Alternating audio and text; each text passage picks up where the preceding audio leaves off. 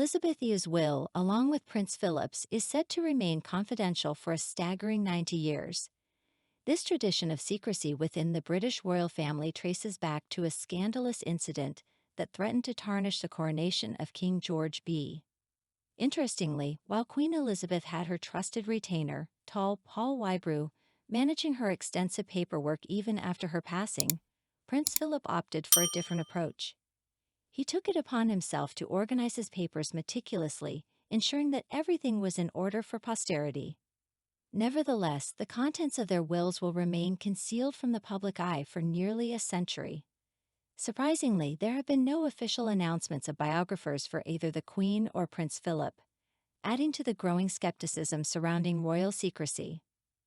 The decision to keep these wills secret for 90 years stems from the desire to protect the dignity of the Queen and her immediate family members, as previously decreed by the High Court. Prince Philip, the longest-serving consort in the nation's history, passed away at the age of 99 on April 9, 2021, just 2 months shy of his 100th birthday. Queen Elizabeth, his beloved wife, followed him in death on September 8, 2022. Following the demise of a senior royal family member, a long-standing convention dictates that an application to seal their will must be made to the President of the Family Division of the High Court. This means that the wills of senior royals are not subject to public inspection, unlike ordinary wills. The tradition of sealing royal wills dates back to before World War I, when Queen Mary's brother, Prince Francis of Teck, passed away in 1910 at the age of 39. Amidst rumors of his womanizing and gambling, it was revealed that he had bequeathed valuable family jewels, known as the Cambridge Emeralds, to his mistress, Ellen Constance, the Countess of Kilmorey. There were even allegations of an illegitimate child. To prevent a scandal just before her coronation in 1911, Queen Mary had Prince Francis's will sealed. Later, the emeralds were repurchased from the Countess and worn by Queen Mary herself, and in a more recent era, by Princess Diana.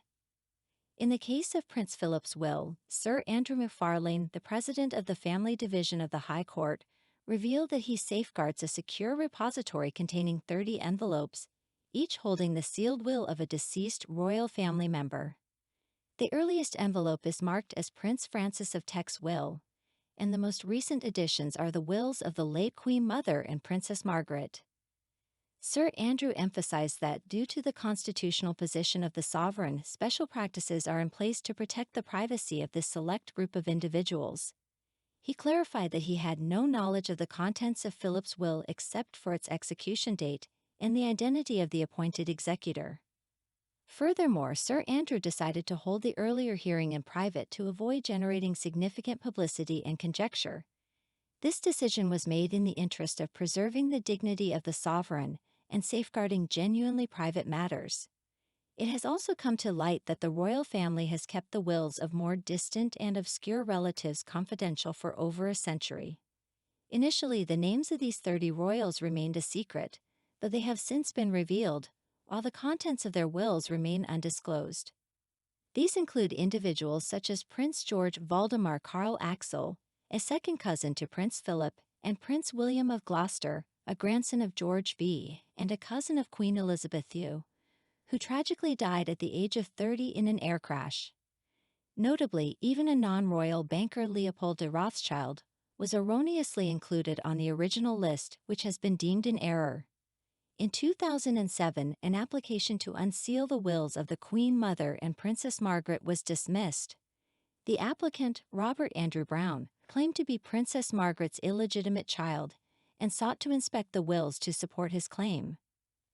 However, the court rejected his claim, deeming it vexatious and an abuse of process, a decision upheld by the Court of Appeal. Dear friend, if you like everything new about the royal family and don't want to miss all the novelties, subscribe to our channel and like it. By doing so, you take part in our development. We work for you.